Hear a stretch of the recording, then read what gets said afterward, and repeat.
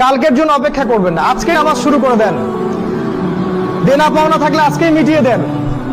আজকেই পরিবারের সবাইকে ডেকে ওয়াজ করেন, নসিহত করেন যে দেখো সামনের দিনগুলো ভয়ঙ্কর, আমাদের জীবনকে গোছাতে হবে, যা করেছি তওবা করে আল্লাহর কাছে ফিরে আসেন। আল্লাহ পাক গফুরুর রহিম, আপনি তওবা করে এইমাত্র চলে আসেন, আল্লাহ মাফ করে দিবেন ইনশাআল্লাহ। আপনাকে আল্লাহ পাক পরীক্ষা করবেন আপনি সত্যিকার তওবা করেছেন কিনা। আপনাকে প্রমাণ করতে হবে নামাজের মাধ্যমে, জ্ঞান অর্জনের মাধ্যমে, ভালো কাজের মাধ্যমে, সদকা করার মাধ্যমে। সৎ কাজের আদেশ করবেন, অসৎ কাজে নিষেধ করবেন। আপনি ইসলাম পরিপূর্ণরূপে পালন করার চেষ্টা করেন।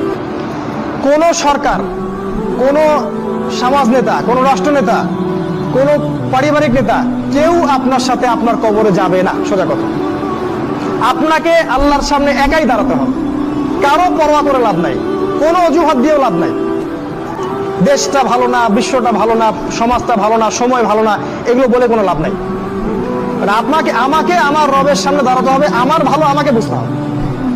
আমার ভালো, বাজারে গেলে একটা মাছ ভালো না খারাপ আপনি তো বোঝেন, তরকারি ভালো না খারাপ বোঝেন। দিনের ব্যাপারে বুঝতে চান না কেন? দিনের ব্যাপারে খালি হুজুরদের শরণাপন্ন কেন হচ্ছে? পড়াশোনা করেন, আমল করেন, আমল বাড়িয়ে দেন। দিন সময় নষ্ট করবেন না। যুবকদেরকে স্পেশালি বলবো, সময় নষ্ট করবেন না। শয়তান তিনটা ধোঁকা দিবে যে পরে শিখে নিব, পরে করবো নি।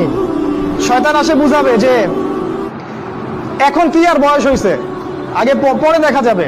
শয়তান বুঝাবে আমি এগুলো জানি তো, আর জানার দরকার নাই। এগুলো শয়তান বোঝাবে আপনাকে। এই শয়তানের ধোঁকায় পড়বেন না। সময়কে মূল্যায়ন করেন, আমল করা শুরু করেন, আল্লাহর ওয়াস্তে তওবা করে আল্লাহর দিকে ফিরে আসেন। আল্লাহ পাক তৌফিক দান করুন। আল্লাহুম্মা আমিন।